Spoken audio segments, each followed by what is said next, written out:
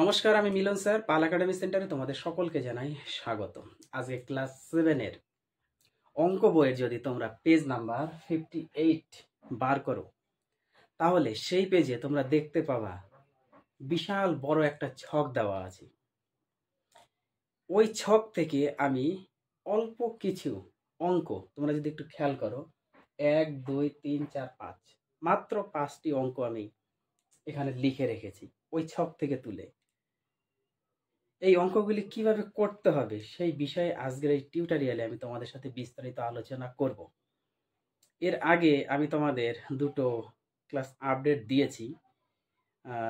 তোমাদের অ্যাকচুয়ালি এই ধরনের অঙ্ক করার ক্ষেত্রে আমাদের যে নিয়মটি দরকার, তোমরা যোগ করো, বিয়োগ করো, গুণ করো, ভাগ করো, যাই করো না কেন, এই অঙ্কগুলি করার জন্য যে নিয়ম আমি দুটো ক্লাসেই আপডেট দিয়েছি এবং দুটো ক্লাসেই বলেছি যে এইসব বা এই ক্যাটাগরির অ্যালজেব্রা করতে গেলে তোমাদের সর্বপ্রথম জানতে হবে চিহ্নের গুণফল।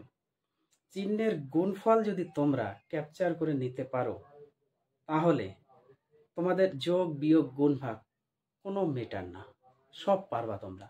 শুধু এতটুকু তোমাদের বুঝতে হবে, একটু চিহ্নের গুণফল।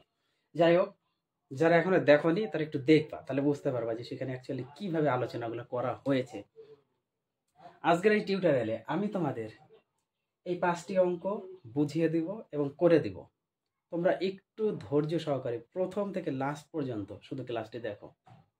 আমার মনে হয় না এই ক্লাসটি দেখার পরে তোমাদের এই 58 নাম্বার যে পেজ আছে, এই পেজের যে ছক, ওই ছকটি আটকাবে।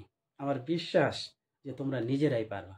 ওকে, তাহলে একটু মনোযোগ দাও এই ক্লাসটির দিকে। এবার কিভাবে করতে হয় সেটা একটু দেখো। দেখো, তোমাদের বলেছে যে গুণ দেখি, মানে অ্যাকচুয়ালি গুণফল দুই সাইডে দেওয়া আছে। কিভাবে দেওয়া আছে সেটা দেখো, খেয়াল করো কিন্তু।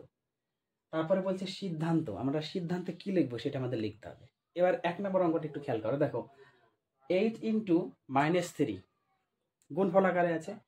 আবার এটাও কিন্তু -3 × 8, এটাও গুণফল আকারে আছে। তার মানে কি, প্রথম যে সংখ্যাটা ছিল 8 × -3, এটাকে উল্টিয়ে দিয়েছে। তার মানে আমাদের টেস্ট করতে বলেছে আমরা প্রথম আর দ্বিতীয়টা গুণ করব, পরে যদি আবার দ্বিতীয় আর প্রথমটা যদি গুণ করি, তাহলে কি হচ্ছে, কি পরিস্থিতিতে দাঁড়াচ্ছে, সেই সিদ্ধান্ত আমাদের এখানে লিখতে হবে। ওকে, বোঝা গেল? তার মানে প্রথম দ্বিতীয় গুণ করব, তারপরটা শুধু উল্টিয়ে দিয়েছে, দ্বিতীয় প্রথম করে দিয়েছে। এই দুটোর গুণফল করার পরে আমাদের দেখতে হবে যে কি এলো। যদি সমান আসে তাহলে আমরা লিখতে পারি যে এটা ইকুয়াল টু এটা সমান। তার মানে আমাদের এটাই সিদ্ধান্তে আসতে হবে। তাহলে দেখো, এই অঙ্কগুলি করার ক্ষেত্রে সর্বপ্রথম তোমাদের যেটা জানা দরকার ছিল, আমি বারবার বলে আসি, এর আগে আমি তোমাদের ক্লাস আপডেট দিয়েছি, এই যে চিহ্ন, এই চিহ্নটা অবশ্যই লাগবে। Plus into plus equal to plus, plus গুণ মাইনাস ইকুয়াল টু মাইনাস, বা মাইনাস গুণ প্লাস ইকুয়াল টু মাইনাস, আর একটা মাইনাস গুণ মাইনাস ইকুয়াল টু প্লাস। এই চারটে মোস্ট ইম্পর্টেন্ট তোমাদের একটু মনে রাখতে হবে। এবার আমরা 1 নম্বর অঙ্কে আসি। দেখো কি বলেছে, 8 × -3 যদি আমরা গুণ করি তাহলে কত দাঁড়ায়। খেয়াল করো, যার পাশে কিছু নেই মানে আমরা চিহ্ন সবসময় প্লাস ধরি না, তাহলে এর পাশে কিছু নেই মানে আমরা প্লাস ধরবো। ওকে, এবার সর্বপ্রথম আমাদের গুণের সময় কাজ আছে প্রথমে চিহ্নের কাজ। তাহলে মাইনাস আর প্লাস যদি গুণ করি, অলওয়েজ মাইনাস দিয়ে দিলাম। এবার সংখ্যা গুণ করে দিই, 3 আর 8 গুণ করলে 24। তার মানে এটা গুণ করে আমাদের 24 এলো, লিখে দিলাম। ওকে, এবার পরেরটা যদি আমরা গুণ করি, এটাই দেখো উল্টিয়ে দিয়েছি। কিভাবে? -3 গুণ 8। এবার 8-এর পাশে কিছু নেই, আমরা অবশ্যই প্লাস ধরে নেব। তাহলে এই প্লাস আর মাইনাস যদি গুণ করি মাইনাস, আবার 3 আর 8 গুণ করলে 24। তাহলে দুটোর ক্ষেত্রেই -24, কোনো ফারাক নেই। তার মানে এটাও আমাদের -24। এটা অ্যাকচুয়ালি মাইনাস হবে, এটা অ্যাকচুয়ালি মাইনাস হবে, -24। ওকে, -24। তাহলে দুটোর ক্ষেত্রে -24।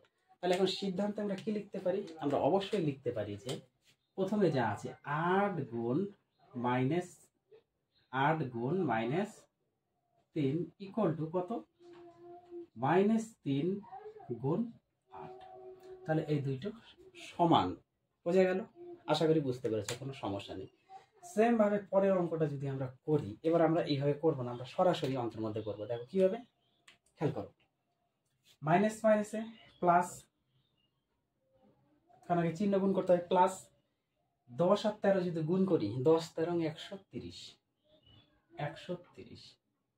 ওকে, এবার এইদিকে আসো, মাইনাস মাইনাসে প্লাস হয়ে গেল। আবার 10 আর 13 যদি গুণ করি, এক্ষেত্রেও 10 13 130। দেখো তোমাদের শুধু উল্টানো আছে, প্রথমে 13 আর 10 দুটোই মাইনাস, এখানে আছে 10 আর 13 দুটো মাইনাস, তাহলে দুটোই কিন্তু আমাদের ভ্যালু সমান এলো। সমান যদি আসে তাহলে আমরা লিখতে পারি না এটা কত আছে, -13 গুণ 10 সমান সমান -10 গুণ কত, -13। এটা -13 গুণ -10 সমান সমান -10 গুণ -13, বুঝে গেল। এবার পরে 3 নাম্বারটাতে এবার আমরা একটু আসি, দেখো একটু ক্যালকুলেশন করি এখানে একটু বোঝানোর জন্য, এটা আমি একটু মুছি। ওকে, দেখো কি বলেছে এখানে, এখানে আমাদের বলেছে অলরেডি কত, -3। দেখো -3 আছে প্রথমে, ওকে, ইনটু সেকেন্ড ব্র্যাকেটের মধ্যে আমাদের আছে -5 গুণ -9 সেকেন্ড ব্র্যাকেট বন্ধ। দেখো -3 আছে, থাক, গুণ এই ব্র্যাকেটের কাজটা আগে আমরা একটু করে নিই। দেখো এটা যদি আমরা করি, সেকেন্ড ব্র্যাকেট দিলে আর সেকেন্ড ব্র্যাকেটের আর দরকার পড়বে না, আমরা সেকেন্ড ব্র্যাকেট ডাইরেক্ট উঠিয়ে দেবো, ফার্স্ট ব্র্যাকেটে লিখি।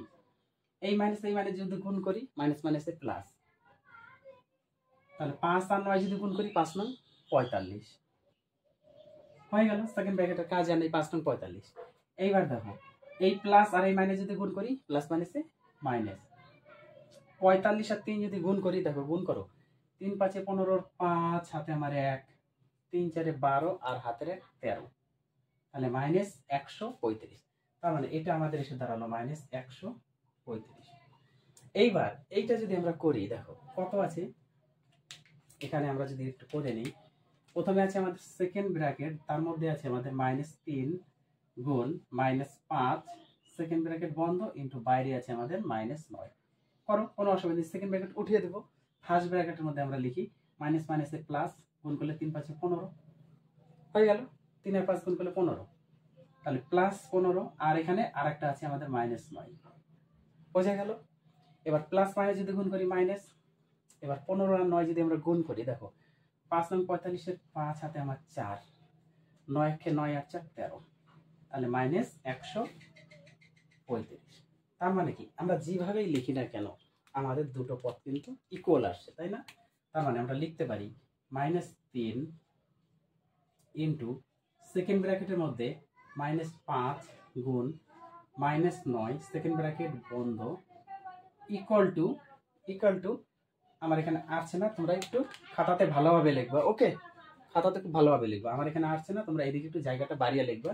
এটা সমান সমান এই পদটা যদি আমরা লিখি, কত আছে সেকেন্ড ব্র্যাকেটের মধ্যে আমাদের -3